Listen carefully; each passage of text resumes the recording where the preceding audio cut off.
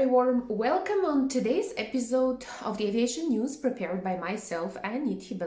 My name is Julia George. I used to be a cabin crew for Qatar Airways, just like Nidhi for Singapore Airlines for 10 years. I'm currently studying aviation management at Wildau Institute of Applied Science, and here are today's aviation news that we have prepared for you. We'll start the aviation news this week with information from Berlin, from Germany, where I come from, where I'm currently living actually. Therefore, you all know that Berlin has opened a new airport, which now has reported that will require more than $550 million in additional funding to support the Germany capital's recent open gateway. If the air traffic in 2021, which is next year, does not rise up significantly above the level that it has this year. So they have not been doing so well. Now, this airport, or the airport pre-crisis plan that they have conducted, has actually been based on assumptions that growing air traffic in the new airport would facilitate that improvement that they were hoping for in the company's finance sector. Now, the chief executive of the airline has come up with a statement, and he said that he predicts that 2021 is actually going to be one of the most difficult years in the history of the Flughafen Berlin-Brandenburg, or the airport Berlin-Brandenburg. Now, he also says that no airports in Germany will be able to cover the operating costs with the predicted passengers numbers. We all know that passenger numbers is gone really down. Now, Flughafen Berlin-Brandenburg has been hit by the second corona wave in a situation in which they are basically in a huge financial loss in the one that I have mentioned, and they will be needing a massive amount of money. Let's fly now to China. Something interesting happens there. Therefore, the Civil Aviation Administration of China, CAAC, has issued a safety bulletin which is urging operators of the Boeing 737-300, 400 and 500 aircrafts to have their main landing gear checked. Now, China has ordered 737 Classic checks after cracks have been found on the landing gear's beam. That is something that I really like, and that shows up that they're doing a serious job. So, thumbs up to this safety bulletin. Now we're flying back to Europe again, and I'm going to talk a little bit about British Airways. Now, the Airbus 380 of British Airways has been mostly absent in these times from the skies above London since March. Now, all the passengers have, as we know that passengers have cancelled their travel plans, not only in UK but across the globe. And speaking about UK, there was no need for such large planes to operate when it comes to British Airways. Now, Emirates have resumed some of their 380 flights to London earlier this year. However, British Airways has not done that. And in one of my videos about Corona and the current situation, I have mentioned the great support that Middle Eastern airlines are getting from the government. Now, however, there has recently been also a little flurry in the British Airways Airbus 380 activity at London's primary airport, which is Heathrow Airport. Now, British Airways had three Airbus 380 aircrafts which were left at Châteauroux, that is in France.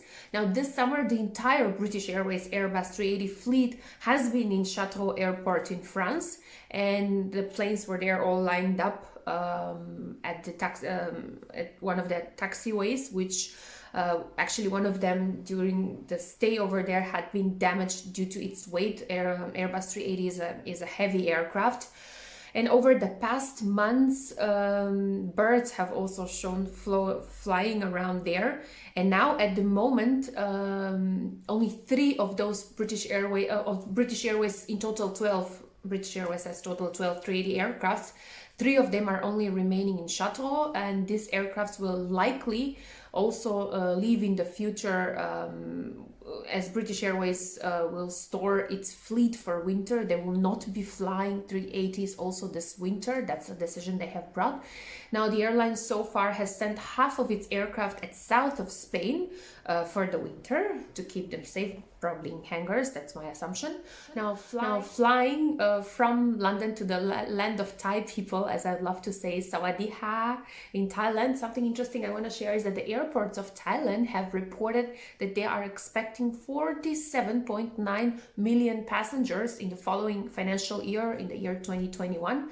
Now the airports of Thailand have reported on the 26th of November this year that it is expected 446 approximately thousand flights and 47.9 million passengers for the financial year of 2021, and around close to 800 flights and 110 million passengers for the financial year of 2022. This is a strategy they have. Now they have adjusted forecasts. These adjusted forecasts are decreased of 10.5% and 11.9% respectively.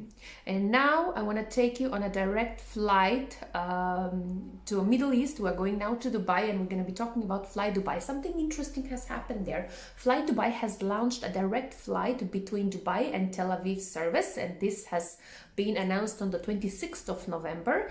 They have launched a twice daily flight from Dubai to Tel Aviv as a service. That is something that I really like it, and it's I think it's hard to achieve in this time twice daily flight from Dubai to Tel Aviv. So that's like a congratulations. So since they have announced the launch of the operations to Tel Aviv, they believe that because they have seen a strong demand for this service from the both side, from the Israeli side and from the UAE side, and also they have received the first booking from both tourists and business travelers shortly after they have announced the schedule, and you can see that on their website, I assume, and there is an opportunity for further grow this double service daily, so it might go up to 4 or 5 times, who knows. And if you're watching this video now, and if it's at your place right now 9 p.m, usually what I want to tell you is that this time in Dubai flights for India are departing. So at this moment, we are going to announce something about Air India, and something interesting is also happening in India. Therefore, Air India confirmed their plans that they want to commence services from south of India to San Francisco and Chicago, one of my favorite destinations while I was flying for Qatar Airways.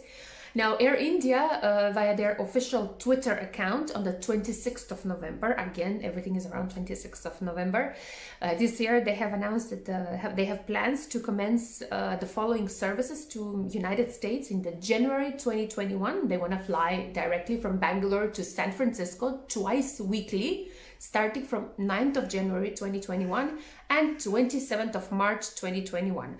They also have announced direct flight from Hyderabad to Chicago O'Hare Airport. That also would be twice weekly and will be effective from 13th of January 2021 to 26th of March 2021. Now, the airline says that they will operate both services under the Indian air travel bubble agreement that they have with the United States. So that's agreements that usually two countries sharing services to each other, they have it. And I'm very sure that they will fulfill all those requirements. That's all about it, ladies and gentlemen, for today's week's aviation aviation news for today's week. Thank you so much for watching this video. Don't forget to click subscribe, hit the notification button. Every week myself and Nidhi are giving to you informations that are happening across the globe, and I believe that now in times of corona these videos are also crucial and important. I highlight to everyone the importance of getting into aviation deeply, understanding aviation deeply. At the beginning of this video I have shared with you news that we have massive loss of money in Germany with airports, with passengers not flying. This all leads to the conclusion why the airlines are not hiring. On the other hand, we also had some positive news, which were the daily flights that Fly Dubai has announced from Dubai to Tel Aviv, the plans that Air India has to actually incorporate 2 direct flights from south of India to United States. We have also seen how how Chinese authorities are working hard on the safety and security, so there is no compromise over there. So therefore, I hope you have enjoyed the diversity of this aviation news in today's week, and I'm going to be seeing you soon once again. Bye bye and have a nice day.